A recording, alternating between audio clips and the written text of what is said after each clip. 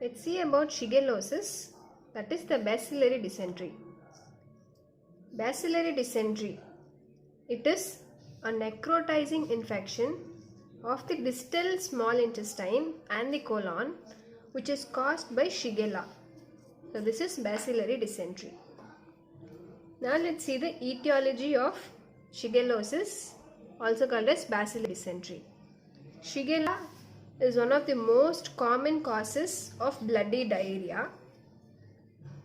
Shigella is an unencapsulated, non-motile, facultative anaerobic gram-negative bacilli.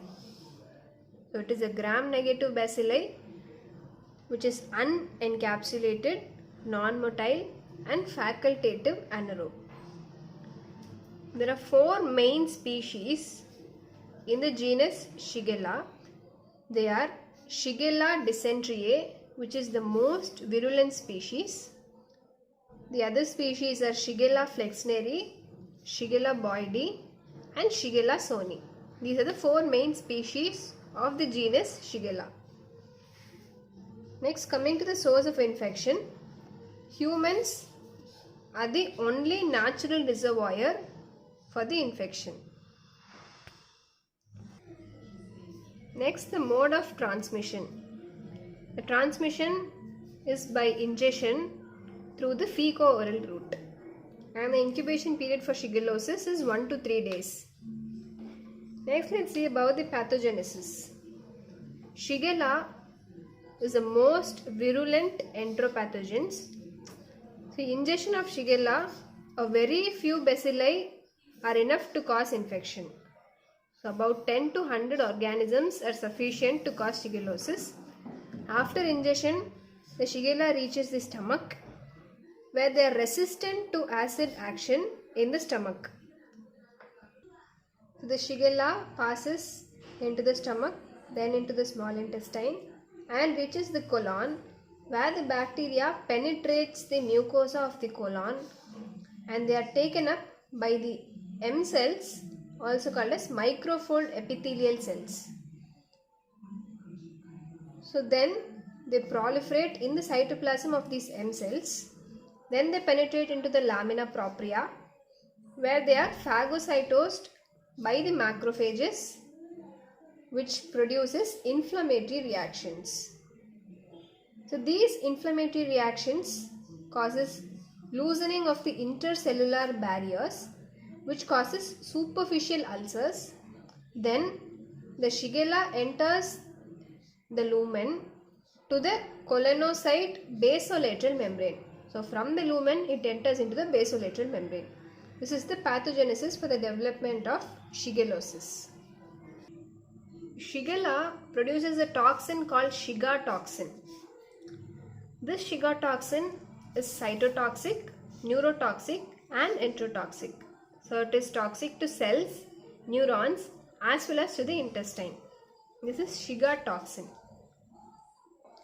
Next, coming to the morphology of Shigella. Grossly, the sites involved in shigellosis are, it is most prominent in the left colon, mainly in the rectosigmoid area, that is the junction between the rectum and the sigmoid colon. Mostly the lesions are continuous and they are diffuse. Next, the characteristic of the ulcer formed. First, it involves the mucosa, where there is edema, ulceration, and it appears friable, granular and hemorrhagic in nature. So the mucosa appears edematous, ulcerated, it is granular and hemorrhagic. The ulcers seen in shigellosis are perpendicular to the long axis of the colon. So the ulcers here are perpendicular to the long axis. Next, the microscopy. Predominant changes are seen in the mucosa.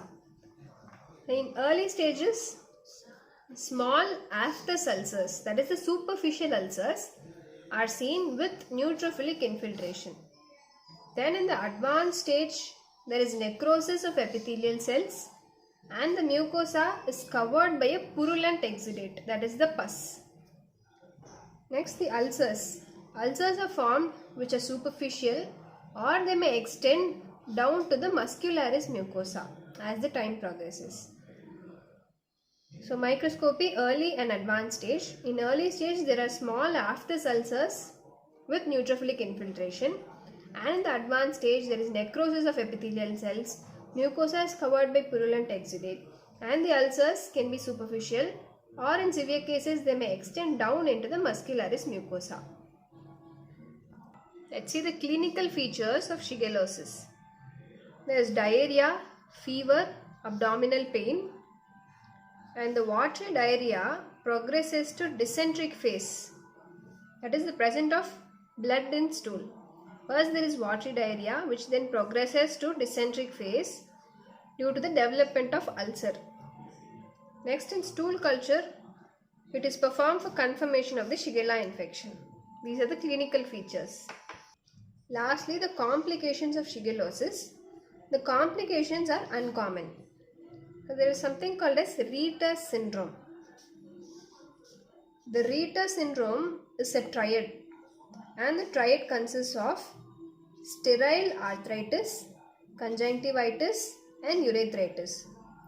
These are the symptoms of Reiter syndrome: sterile arthritis, conjunctivitis, and urethritis. Next, there can be hemolytic uremia, HUS. This occurs due to the toxin which is secreted by the Shigella organisms. So the two main complications are Reiter syndrome and hemolytic uremic syndrome, but these are uncommon. This is all about shigellosis, that is the bacillary dysentery. Thank you.